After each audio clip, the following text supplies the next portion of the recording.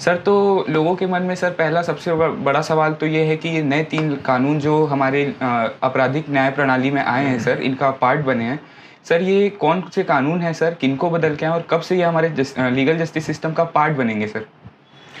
हमारी न्याय प्रणाली में आपराधिक न्याय की दिशा में जी जो 3 कानून थे, आईपीसी, सीआरपीसी और एविडेंस एक्ट। जी सर और जैसे हम देखते हैं सर कि लोग छोटे-छोटे से सर अपराध मतलब छोटी-छोटी सी बात में सर फर्जी एफआईआर करा देते हैं एक दूसरे के खिलाफ सर।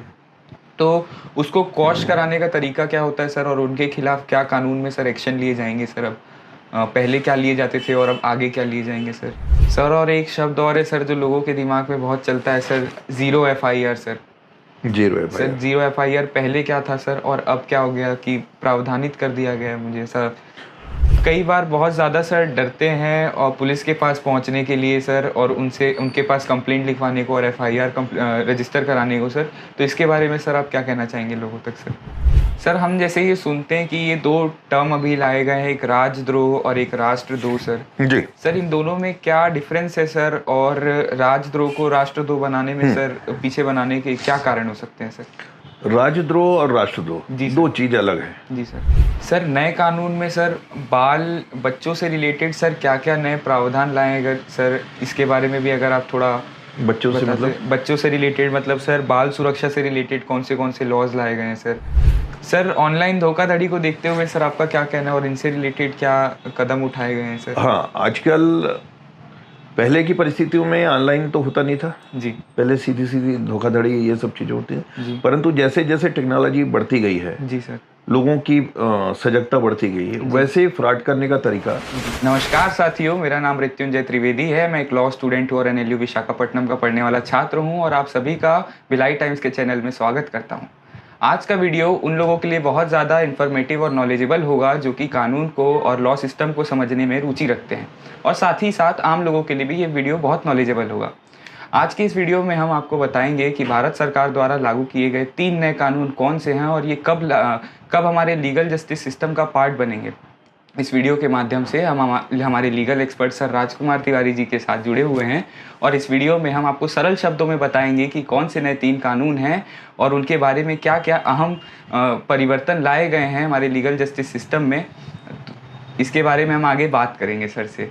सर वरिष्ठ अधिवक्ता हैं और सर को 34 ईयर का एक्सपीरियंस है और आज हमारे साथ लीगल एक्सपर्ट के रूप में मौजूद हैं यहाँ पे। Good evening sir. Good evening, नमस्कार।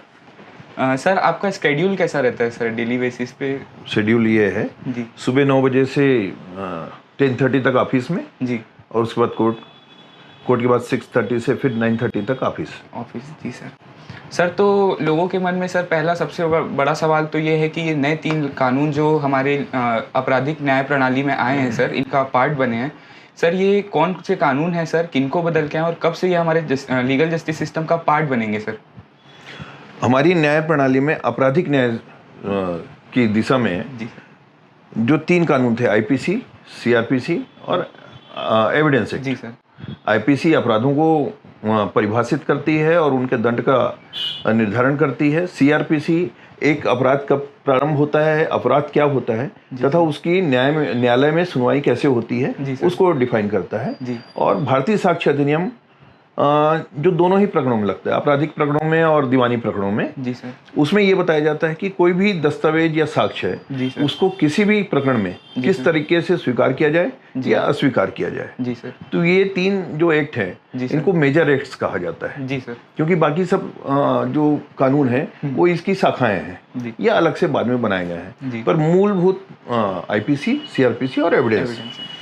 अब चूंकि ये तीनों कानून अंग्रेजों के समय से बनाए गए थे और इनमें उस समय जैसे आईपीसी आपका है 1860 का, सन 1860 का जी, उस समय की परिस्थितियों में और आज की परिस्थितियों में बहुत पूरा का पूरा परिवर्तन हो गया है जी। तो इसलिए बहुत महती आवश्यकता इस बात की थी कि इन तीनों कानूनों में परिवर्तन लाया जाए जी।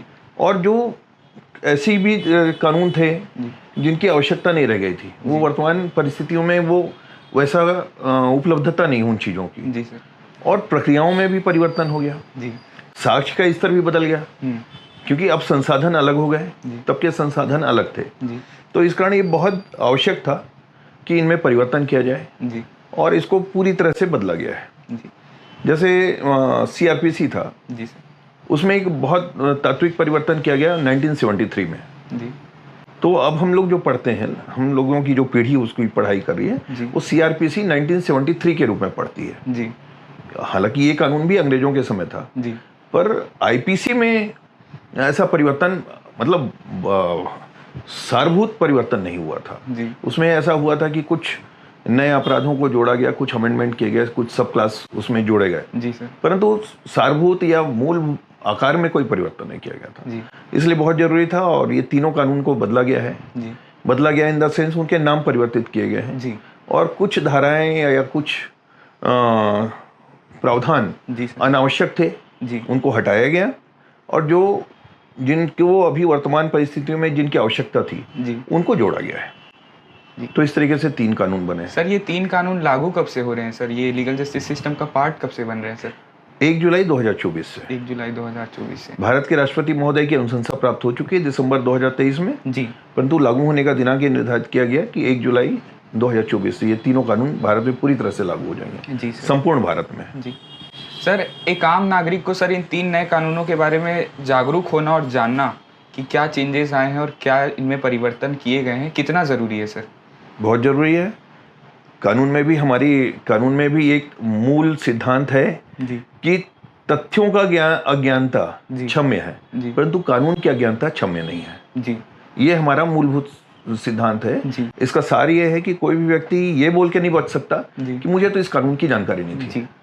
होता है कई लोग सही में नहीं जानते वास्तविकता यह है कि वो नहीं जानते जी परंतु ये एक्सक्यूज नहीं होता इसलिए हर नागरिक को बेसिक कानून तो सबको जानना चाहिए जी।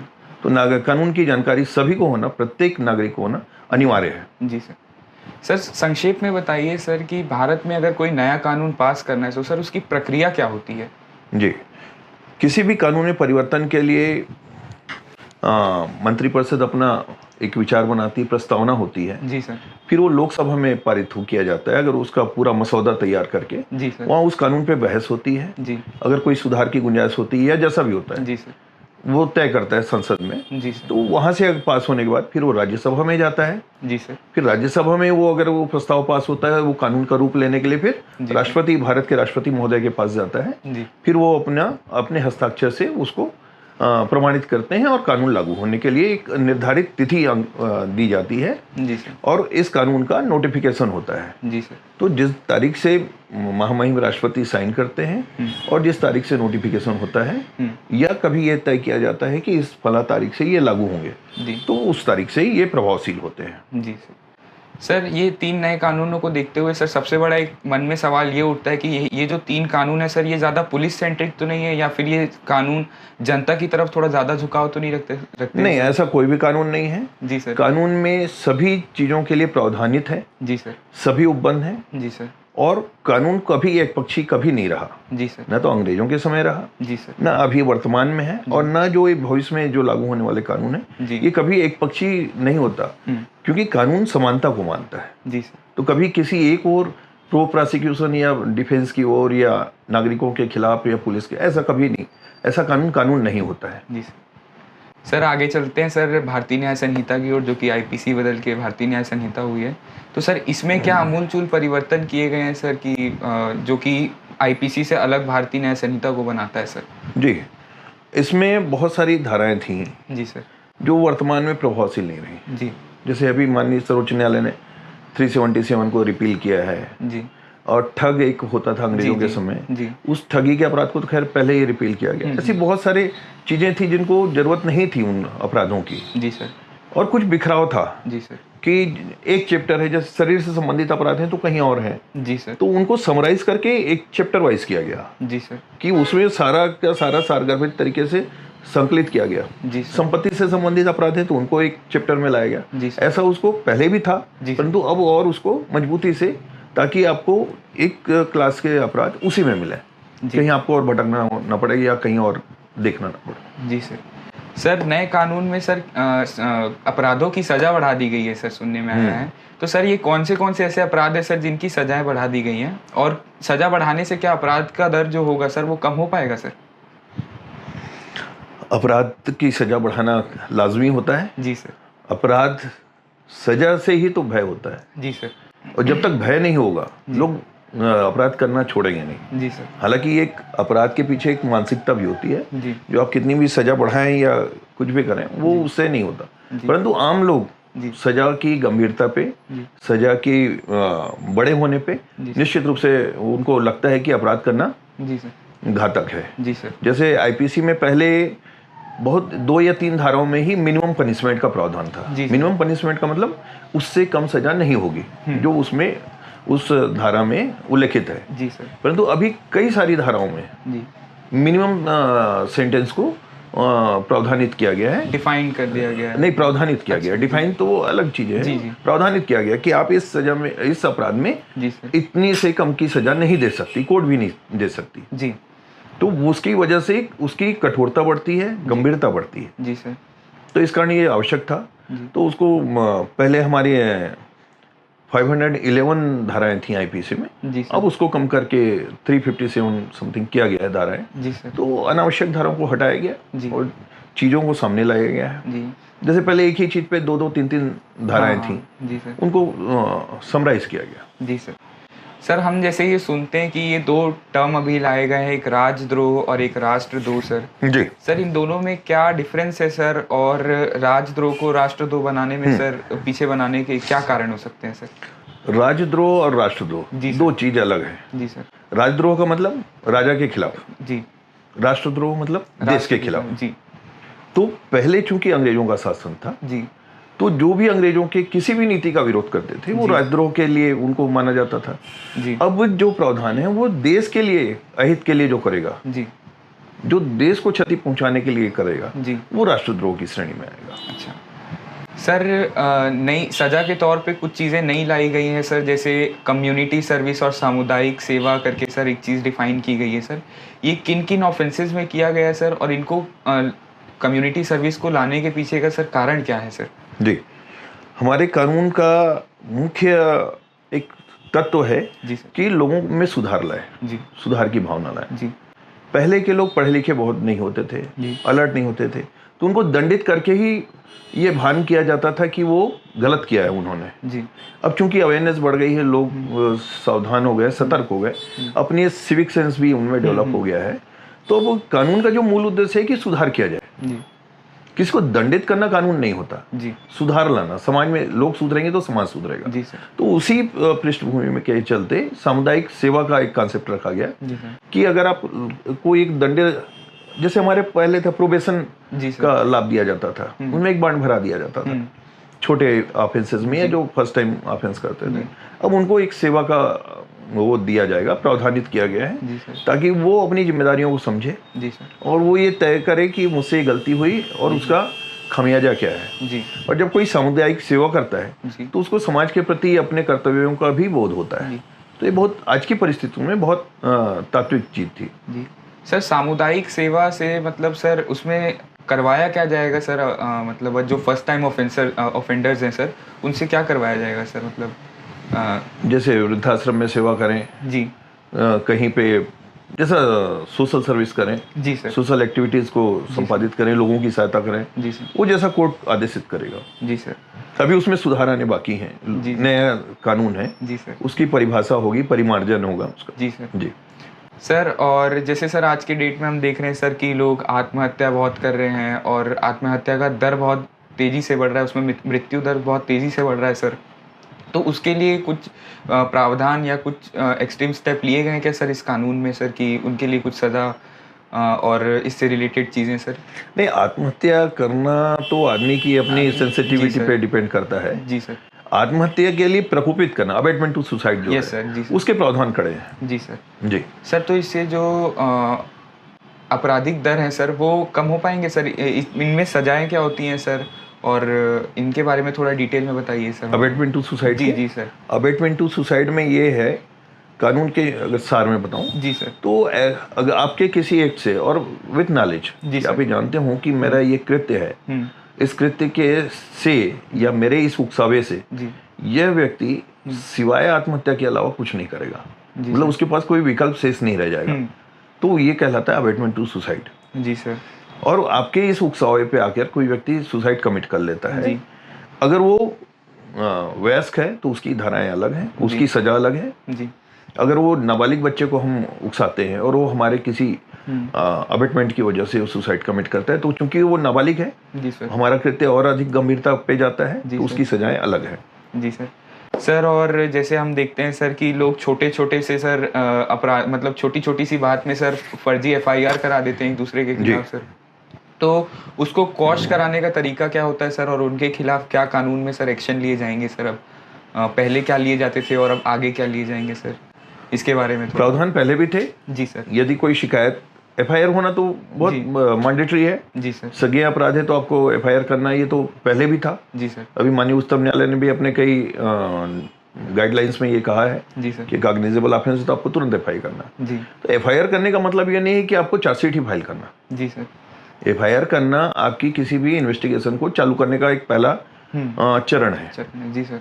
आप अगर इन्वेस्टिगेट करते हैं, अगर इन्वेस्टिगेटर ये पाता है जी सर कि ये झूठी शिकायत है या जो शिकायत है उसके तत्व नहीं पाए जा रहे हैं, जी, तो उसका खात्मा भी कर सकता है जी, और अपने प्रतिवेदन को कंसर्न मजिस्ट्रेट को भेजेगा। जी सर। वो मजिस्ट्रेट प्रोटेस्ट पिटीशन होता है, जो प्रार्थी है उसको एक बार सुनेंगे, जी, इन्वेस्टिगेटिंग ऑफिसर को सुनेंगे कि क्यों आप खत्म करना चाह रहे हो, जी, और उसके बाद वो चाहें तो उसको खत्म कर सकते हैं, जी, या फिर उसमें री इन्वेस्टिगेशन का डायरेक्शन दे सकते हैं। जी सर। ये प्रावधान पहले भी था, अभी भी है। जी सर। हाँ, अगर ये पाता है इन्वेस्टिगेटर जी, कि ये शिकायत पूर्णतः झूठी थी, जी सर, तो उसके ऊपर झूठी शिकायत, लोक सेवक को झूठी शिकायत करने का एक प्रावधान पहले भी था, आज भी है। जी सर। सर बेलेबल और नॉन बेलेबल ऑफेंसेस को लेके सर लोगों के मन में बहुत बड़ा सवाल होता है सर, और इसके पीछे सर बेल लेने की प्रक्रिया क्या होती है सर, इसमें भी अगर आप थोड़ा सा वो डालें सर, प्रकाश डालें सर थोड़ा।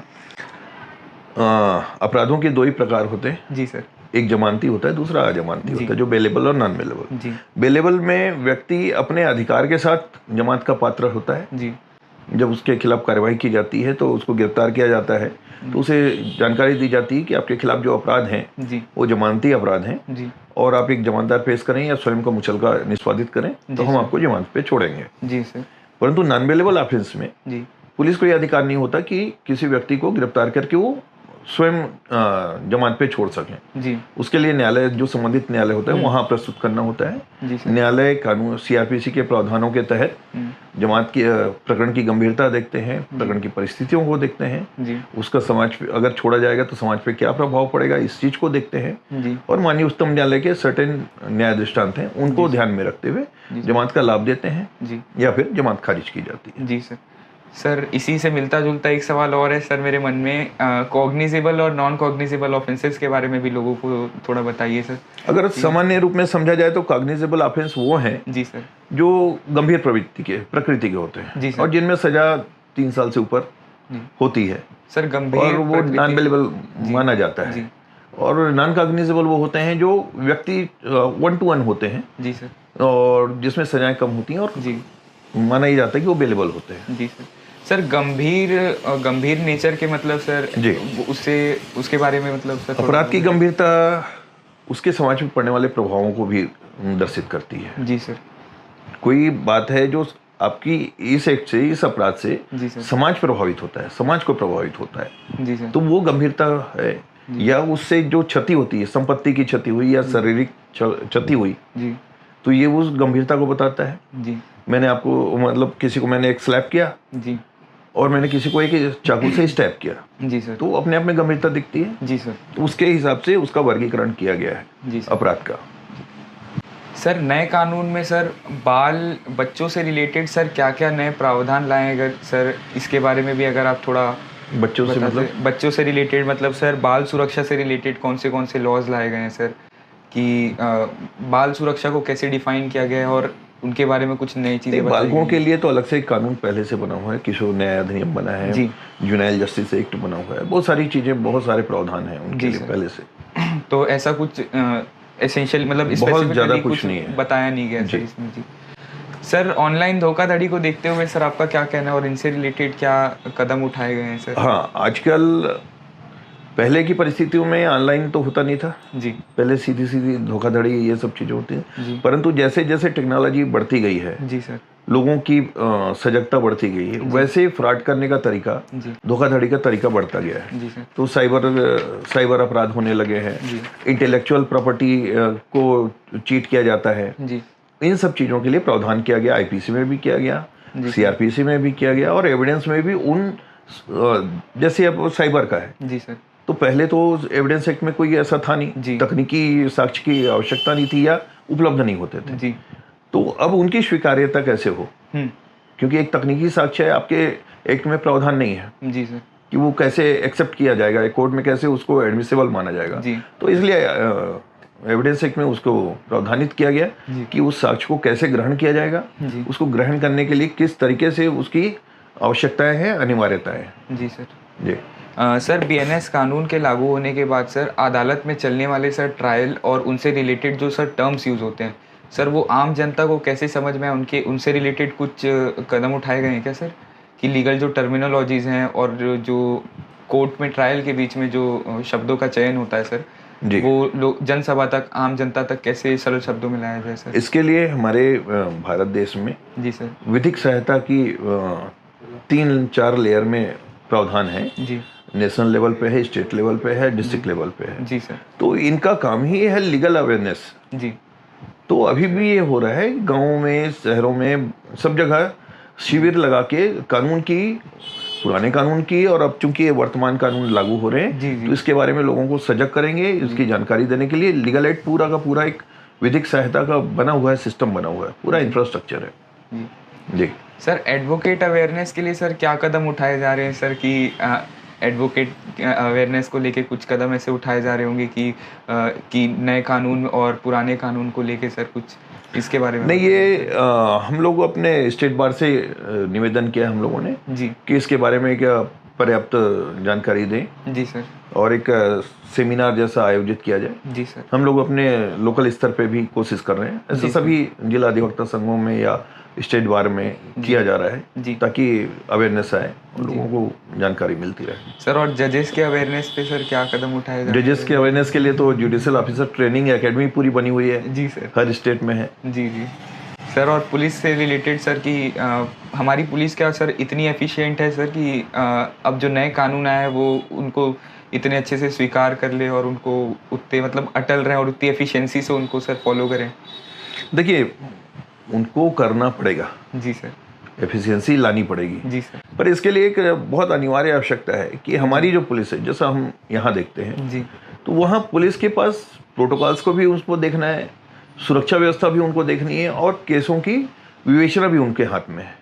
तो एक ऑफिसर पे इतना ज़्यादा वर्कलोड होता है तो इससे निश्चित रूप से उनकी एफिशिएंसी प्रभावित होती है जी सर। सर ये नए कानून आने के बाद सर अधिवक्ताओं की क्या राय है सर इन कानून के पीछे सर, कि कितने एफिशिएंट हैं और वर्किंग सर एक्चुअल में इतने अच्छे से हो पाएगी और स्पीडी ट्रायल हो पाएंगे सर जितना? निश्चित रूप से होगा जी सर।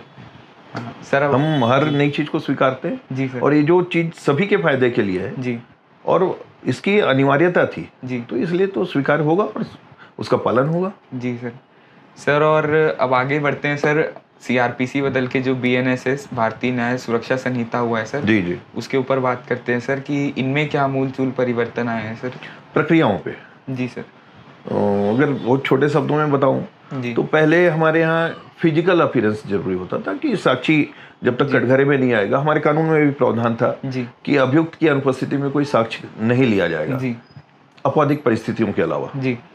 परंतु अब ऐसी है कि कई आपने देखा होगा कि बहुत सारे अपराधी बाहर रहते हैं या उनको फिजिकली कोर्ट के अंदर पेश करना संभव नहीं होता, तो या कई बार ऐसा होता है कि साक्षी नहीं है उपलब्ध हो पाते किन्हीं भी व्यवस्थाओं के चलते या किन्हीं भी प्रावधानों के चलते, तो उनके लिए वीडियो कॉन्फ्रेंसिंग का सुविधा की गई है जी, ताकि वो सीधे कोर्ट में आए और न्यायालय की कार्यवाही में किसी प्रकार की कोई बाधा उत्पन्न ना हो जी, और अनवरत तरीके से चलती रहे प्रक्रिया जी सर। इससे न्यायालयों का समय बचेगा जी सर। जिस दिनांक को साक्ष्य के लिए सुनिश्चित रहेगा या जिस प्रक्रिया के लिए सुनिश्चित रहेगा प्रकरण, उस दिनांक को वो प्रक्रिया संपादित की जाएगी जी। तो जो डिले होता है वो बहुत उसमें सुधार आएगा जी सर। सर एक नया टर्म बहुत मतलब लोगों के सुनने में बहुत आया है सर कि ट्रायल इन एब्सेंशिया सर, ये टर्म क्या है सर और इसमें प्रावधान कैसे लिए जाएंगे सर? जी सर।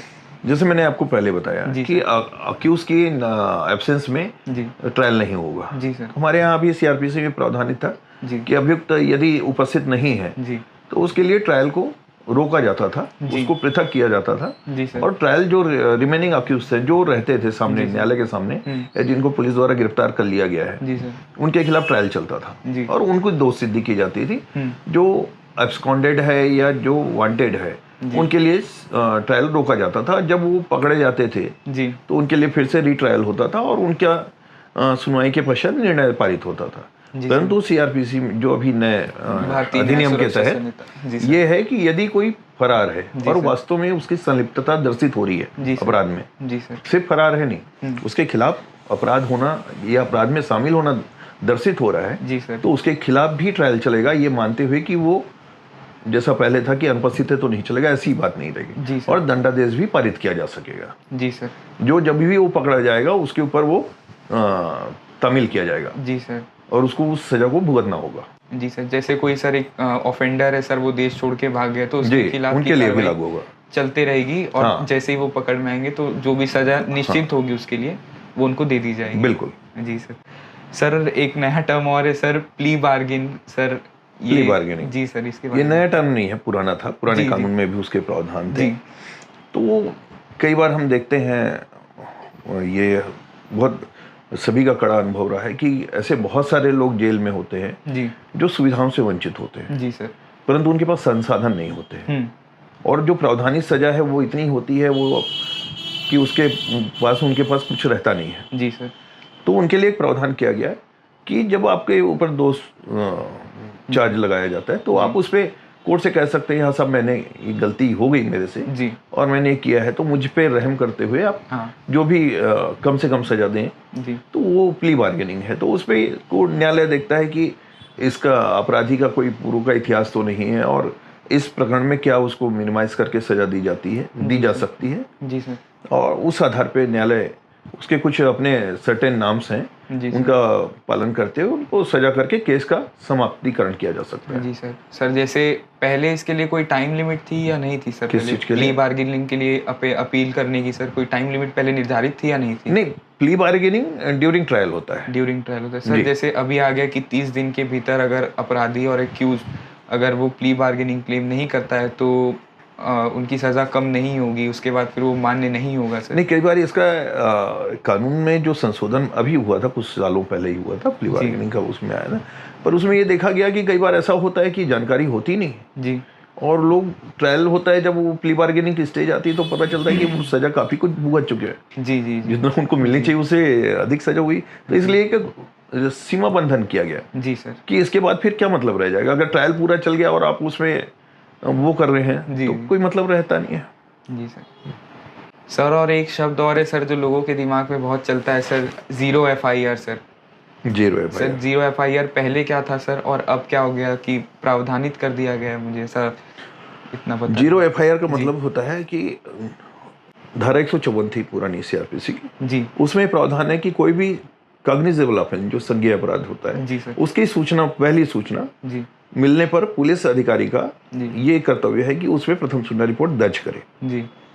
तो और उसमें कहीं ये नहीं लिखा था कि उस पर्टिकुलर थाने क्षेत्र का ही होगा जी। तो आप जहां भी शिकायत दर्ज कराना चाहें, चूंकि उस थाने का क्षेत्र नहीं है, क्षेत्राधिकार नहीं है, तो वो शून्य पे करता था। अपराध तो दर्ज होगा पर उसका कोई क्रमांक नहीं होता था जी सर। जब आपने अपराध दर्ज कर लिया फिर आगे की विवेचना के लिए वो संबंधित थाने को आप भेजते हैं जी और वहां पे उसका प्रॉपर अपराध क्रमांक दर्ज होता है जी। तो ये प्रावधान पहले था पर ये सीमित था जी। अब देशव्यापी हो गया कि पूरे भारत में आप कहीं भी अपने साथ घटित किसी भी अपराध की अपराध सूचना दर्ज करा सकते हैं जी। और फिर जो कंसर्न थाना होगा जिसका ज्यूरिडिक्शन होगा वो उस पर इन्वेस्टिगेट करेगा जी सर। सर और भी कुछ बहुत सारे डाउट है सर, आज हम आपके सामने लेके आए हुए हैं सर। जितना मुझे समझ आएगा मैं निश्चित रूप से बताऊंगा सर। एक नई बॉडी बनी है sir, director of prosecution sir, ये कौन सी बॉडी है सर और इनका काम क्या होगा सर? अब डायरेक्टर ऑफ प्रोसिक्यूशन, पहले हमारे यहाँ प्रोसिक्यूशन का भी एक अपना पूरा इंफ्रास्ट्रक्चर है जी सर, तो अब वो सुपरवाइज करेंगे। डायरेक्टर ऑफ प्रोसिक्यूशन है जो अपने जो अधीन है उनको अवेयर करेंगे, उनसे जो काम लेने का तरीका है, प्रोसिक्यूशन को कैसे पेश आना चाहिए जी सर, अपने साक्ष्य को किस तरीके से प्रस्तुत करना चाहिए और कैसे प्रोसिक्यूशन का पक्ष मजबूत करना चाहिए, वो उसके लिए उनका पूरा एक सेटअप बनाया गया है। जी सर। जी सर EFIR को लेके सर क्या क्या चीज़ें सर लाई गई हैं लोगों के सामने, और क्या EFIR उतना सक्सेसफुल रहेगा सर जिस रूप में इसको लाया गया है सर? EFIR आज के तकनीकी युग में बहुत अनिवार्य है। जी सर। और निश्चित रूप से सफल होगा, समय जरूर लगेगा उसके क्रियान्वयन में, जी, उसको समझने में, जी, उसको आगे बढ़ाने में, पर वो सफल निश्चित रूप से होगा। जी sir. Sir criminal justice system को मजबूत बनाने के लिए सर ट्रायल को स्पीड करने के लिए सर क्या कदम उठाए गए हैं सर और सरकार द्वारा सर नए कानून? ट्रायल को स्पीड करना ही मजबूत नहीं करना नहीं होता। जी सर। ट्रायल को सही तरीके से कंडक्ट करना जी आवश्यक है, जी सर, अनिवार्य है। जी, तो इसके लिए न्यायालयों की संख्या बढ़ाई जा रही है जी, क्योंकि और लोगों को नए कानून की जानकारी दी जा रही है। जी, और कई जगहों पे जो समय समय पे माननीय उच्च न्यायालय या माननीय उच्चतम न्यायालयों द्वारा निर्देशित किया जाता है कि आप पुराने प्रकरणों में शीघ्रता लाएं, जी, उसके अकॉर्डिंग काम होता है। जी सर। सर और इलेक्ट्रॉनिक्स और टेक्निकल चीज़ों को लेके कर सर क्या कदम उठाए गए हैं सर यहाँ पे नए कानून? उनकी विधि मान्यता को जी सर, और उनके ग्रहण करने के तरीके को जी सर, एविडेंस एक्ट में भी परिभाषित किया गया और जी उसके प्रावधान बताए गए। जी सर, CRPC में भी जी, उन चीज़ों को लाया गया है। जी सर। पहले ये चीज़ें नहीं थी। तो सर अब कौन से ऐसे इलेक्ट्रॉनिक आइटम होंगे सर जो कि कोर्ट के सामने सर एविडेंस के रूप में हम प्रेजेंट कर सकते हैं सर? सभी सभी। सभी जी सर। जिसको साक्ष्य के रूप में लिया जा सके, जी सर। जैसे वीडियो रिकॉर्डिंग्स हो गई या पर उसको प्रमाणित करने का अपना एक तरीका है। जी सर। कस्टोडियल डेथ के सर बहुत सारे किस्से आ रहे हैं सर आजकल, जैसे एक नोएडा में हो गया था सर अभी फॉल्स रेप केस था या रेप केस का एलिगेशन लगा था सर एक 20 साल के लड़के के ऊपर जी, और कस्टोडियल डेथ हो गई थी सर उसकी। तो सर इसको लेके क्या कदम उठाए गए हैं सर अब, और पहले क्या कदम उठाए गए थे? कस्टोडियल डेथ के लिए तो पहले अब तो सीधे प्रावधान हो गया कि अगर किसी कस्टडी में किसी की डेथ होती है सस्पिशियस कंडीशंस में, तो पहले उसके प्रभारी और जो संबंधित लोग हैं उनके खिलाफ FIR की जाए। जी सर। और उनको कंपनसेशन का भी प्रावधान रखा गया है। जी सर। सर और कुछ केसेस ऐसे भी सामने आ जाते हैं सर, जैसे पुणे का सर 302 वाला जो केस था, 304 वाला जो केस था सर लोगों का मानना ये है कि सर जो आदमी फाइनेंशियल वेल्दी है और रिसोर्सफुल है उसको लीगल जस्टिस सिस्टम में थोड़ा जल्दी न्याय मिल जाता है उन लोगों के अपेक्षा सर जो कि थोड़े फाइनेंशियल उतने स्टेबल नहीं है सर। इसके बारे में सर आपकी क्या? नहीं, ये बात सही नहीं है। आपने जो पुणे का उदाहरण दिया, जी सर, ये कुछ लोगों की गलतियां हो सकती हैं पर कानून कमजोर नहीं है। जी सर। कानून का पालन किस तरीके से किया जाता है जी सर, वो डिपेंड करता है। जी सर। पर कानून में कभी अमीर आदमी या सोर्सफुल आदमी या जो कमजोर आदमी है उसमें अंतर कभी नहीं रहा। जी सर। न तब था न अब है। जी सर। लोग सवाल उठाते हैं कि इतनी जल्दी बेल कैसे मिल गया, और नहीं, वो देखिए अब वो परिस्थितियां सब जगह की अलग अलग होती हैं। मैंने कहा ना, जी, कानून बना हुआ है पर उनका निष्पादन करने का तरीका, जी सर, विवेचना का तरीका, ये सब त्रुटियां होती हैं तो फिर उसके लिए संबंधित व्यक्ति जिम्मेदार होता है। जी सर।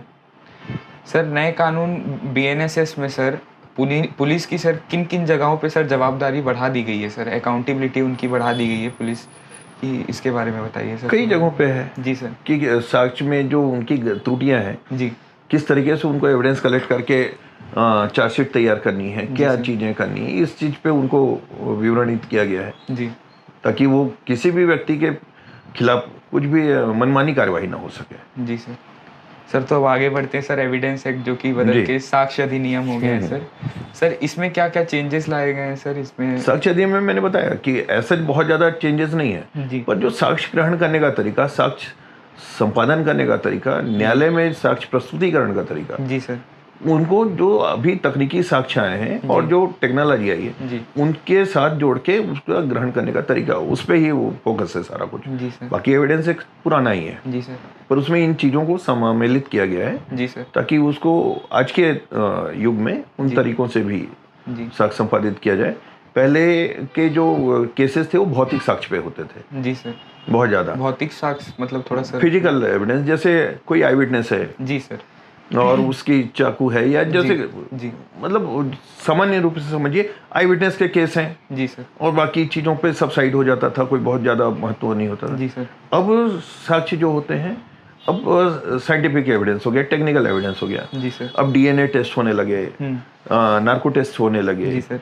और इन चीज़ों पे सब चीज़ें आती हैं, हैंडराइटिंग एक्सपर्ट का हो गया, फोरेंसिक एक्सपर्ट की जांच हो गए। तो ये कई इसमें चीज़ें ऐसी हैं जो अपने आप में इतनी प्रमाणिक हैं जी कि अगर कोई विटनेस नहीं भी रहेगा जी सर, तो उसके आधार पे भी न्यायालय सुनवाई करके सिर्फ इन्वेस्टिगेटिंग ऑफिसर के बयान को, यदि वो सही ढंग से उनका बयान है और विधि मान्य है, तो उसमें भी दोष सिद्धि की जा सकती है। जी सर।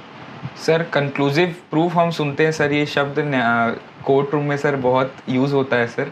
सर इसके बारे में थोड़ा बताइए सर। कंक्लूसिव प्रूफ मतलब जो पूर्णतः मजबूत हो। जी सर। जिसमें कोई शंका न शेष रह जाए। जी सर। वो कंक्लूसिव प्रूफ होता है। जी सर, जैसे उदाहरण के तौर पे कुछ? उदाहरण के तौर पे DNA. Ji sir.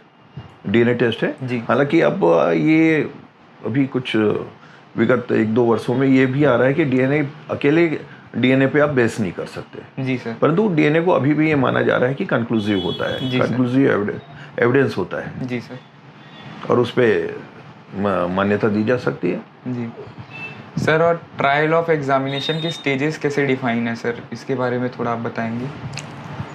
Trial of examination? जी सर। ट्रायल के? जी सर। ट्रायल के स्टेजेस? जी जी। सबसे पहले तो पुलिस अपने अपराध के संबंध में अभियोग पत्र प्रस्तुत करती है। जी सर। उसकी प्रति आरोपी को दी जाती है, संबंधित आरोपी को। जी सर। फिर जो उसमें आरोपित अपराध है उसकी प्रक्रिया होती है, समन ट्रायल और वारंट ट्रायल। जी सर। तो आमतौर पे समझिए समन ट्रायल मतलब छोटे अपराध और वारंट ट्रायल मतलब गंभीर किस्म के अपराध। जी सर। तो उसमें जब उपस्थित होते हैं तो न्यायालय, संबंधित न्यायालय पहले आरोपी को बताते हैं कि भाई आपके खिलाफ ये चार्जेस हैं। जी। उसको आरोप लगाना कहते हैं, चार्ज फ्रेम करना। जी सर। और उसमें अगर वो स्वीकारोक्ति देता है तो उसके अगर छोटे अपराध हैं तो दोष सिद्धि की जा सकती है। जी सर। परंतु अगर बड़े अपराध हैं, जैसे ऐसे अपराध है जिसे मृत्यु दंड तक दिया जा सकता है, तो आरोपी को उसकी स्वीकारोक्ति के बाद भी सोचने का समय दिया जाएगा। जी सर।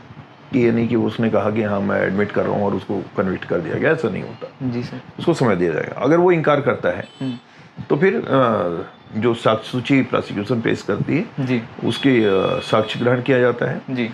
जब साक्ष्य एक पक्ष का खत्म हो जाता है जी, फिर अक्यूज का स्टेटमेंट होता है। उससे पूछा जाता है कि भाई ये तो तुम्हारे खिलाफ के साक्ष्य थे, जी। अब तुमको अपने पक्ष में कोई अपनी मजबूती लाने के लिए कोई साक्ष्य देना है क्या? जैसे मेरा ये डिफेंस है कि मैं उस घटना दिनांक को मैं था ही नहीं। जी सर। या मैं ऐसी जगह था जहाँ से मैं यहाँ हो ही नहीं सकता। जी सर। तो उसके पास कोई जरिया नहीं है, क्योंकि पुलिस ऐसे साक्ष्य प्रस्तुत नहीं करेगी। जी। इसलिए प्रावधान है कि अभियुक्त को भी अपनी बात कहने के लिए जी अपना मौका दिया जाता है। डिफेंस विटनेस के रूप में वो खुद को भी पेश कर सकता है। जी सर। या अपने किसी साक्षी को प्रस्तुत करके प्रमाणित कर सकता है अपनी बातों को। जी। और उसके बाद बहस होती है, फिर कोर्ट का जजमेंट आता है। जी सर। सर फॉरेंसिक की बाउंड्री को सर अब बढ़ा दिया गया, फॉरेंसिक एविडेंसेस की बाउंड्री को अब बढ़ा दिया गया है। तो सर क्या पुलिस, मेरा फिर से यही सवाल है कि पुलिस इतनी सक्षम है सर हमारी कि वो उन चीज़ों को उतना एफिशिएंटली कर पाए और उन एविडेंसेस को उतना सही तरीके से सर कलेक्ट कर पाए जो अब नए तरीके आए हैं उनके द्वारा सर? बिल्कुल। पुलिस के जो फोरेंसिक लैब बन रहे हैं बहुत एडवांस बन रहे हैं। जी सर। और अब जो टेक्नोलॉजी है वो व्यक्ति पे निर्भर नहीं रह गई, मशीनों पे बहुत ज़्यादा हो गई। तो जी। और लोगों को, उस पुलिस को भी और संबंधित लोगों को उस बात की शिक्षा भी दी जा रही, प्रशिक्षण दिए जा रहे हैं, लगातार प्रशिक्षण दिए जा रहे हैं। जी सर। कि उन चीज़ों को वो फ्रेंडली हों और उस पर आगे काम कर सके और उनकी भी समझ जागृत हो। जी सर।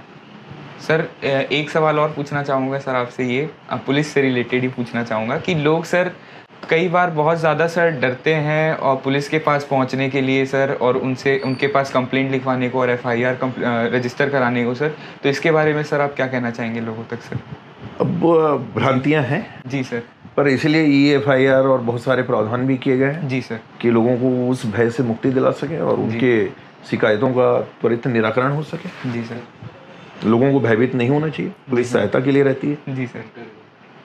सर आगे देखते हुए सर आपको आप और क्या सजेशन देना चाहेंगे सर कि और क्या चेंजेस किए जा सकते हैं सर? आपका ओपिनियन और बाकी वकीलों का क्या ओपिनियन, सामान्य ओपिनियन ऐसा सामने आ रहा है सर कि न्याय व्यवस्था को और मजबूत बनाने के लिए और कौन से स्टेप उठाए जा सकते हैं सर ऐसे? देखिए, विवेचना का स्तर सुधारना होगा। जी, निश्चित रूप से। जी। और पुलिस को पहले जांच करनी चाहिए कि वास्तव में अपराध है कि नहीं, और अपराध है तो किस बात का अपराध है। जी सर। और न्यायालय में भी, चूंकि आपको भी ये इस बात की जानकारी है कि प्रकरण बहुत ज़्यादा है। जी। हमारे भारत में प्रकरणों के लंबित संख्या बहुत ज़्यादा है जी। तो इसके लिए उस प्रकरणों की जो लंबित रहने की चीज़ें हैं या संख्या है उनको सीमित करना चाहिए, न्यायालयों को बढ़ाना चाहिए जी। संख्या बढ़ेगी तो प्रकरण कम होंगे जी सर। उस दिशा में हालांकि काम हो रहा है जी, पर समय लगेगा। जी सर।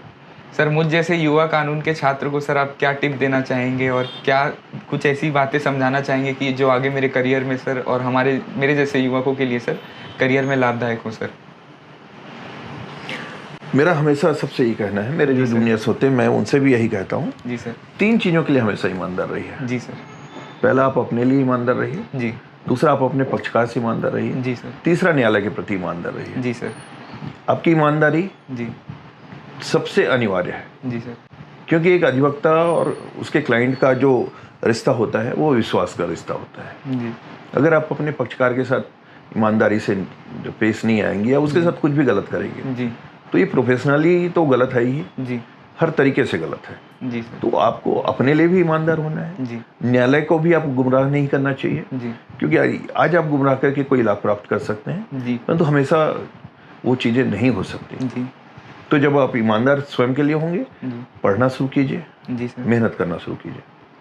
सर आपके हिसाब से सर आज भारतीय दंड विधि प्रणाली के सामने सर कौन सी ऐसी बड़ी चुनौतियां आई हैं सर, मतलब हैं कि इन नए कानून को लागू करने के बाद सर कौन सी बड़ी चुनौतियां आ सकती हैं सर ऐसी? अभी जो इनके संबंध में जो जागरूकता है, जी सर। इनके प्रावधानों के संबंध में जानकारियां हैं, जी सर। वो अभी कुछ समय तक तो प्रभावित करेंगे। जी सर।